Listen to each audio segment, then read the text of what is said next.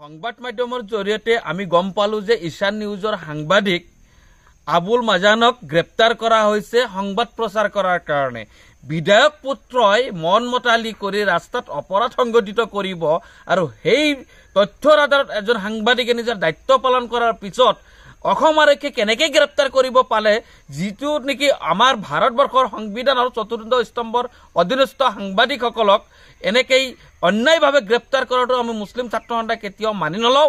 আমি তীব্ৰ বিৰোধিতা কৰিছোঁ। অসমৰ মুখ্যমন্ত্ৰী গৃহ বিভাগৰ দায়িত্বত আছে, তেওঁ সাংবাদিকসকলক সুৰক্ষা দিয়াৰ ক্ষেত্ৰত বিফল হৈছে।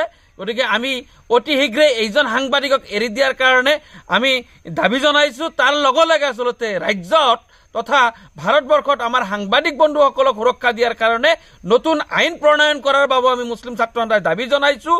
আগন্তুক দিনত যাতে কোনো সাংবাদিকৰ ওপৰত এনেকুৱা অন্যায় অত্যাচাৰ হোৱা নহয়, তাৰ কাৰণে যাতে চৰকাৰে আৰু অসম আৰক্ষীয়ে বিশেষকৈ গুৰুত্বপূৰ্ণভাৱে ভূমিকা পালন কৰে। অসম আৰক্ষীৰ এই বিধায়কৰ ওচৰত আত্মসমৰ্পণ আমি লাজ পাইছোঁ, আমি গৰিহণা দিছোঁ অসম আৰক্ষীক যে এনেকুৱা কাণ্ড এজন ৰাজনীতিবিদৰ চামচাগিৰি কৰিবৰ কাৰণে তেওঁলোকৰ সময় আছে, কিন্তু জনতাক সুৰক্ষা দিয়াৰ কাৰণে তেওঁলোকৰ কাৰণে সময় নাই। গতিকে ক্ষমতাৰ লোভীত যাতে আৰক্ষী বিক্ৰী নাযায়, তেওঁলোকৰ নিজৰ দায়িত্ব পালন কৰে আৰু গণতান্ত্ৰিক দেশ এখনত স্বাধীনতাৰ ৭০ বছৰ পাৰ হৈ গৈছে, তাৰ পিছতো আমাৰ সাংবাদিক বন্ধুসকলক সুৰক্ষা দিয়াৰ কাৰণে এতিয়ালৈকে চৰকাৰে এটা আইন বনাব পৰা নাই।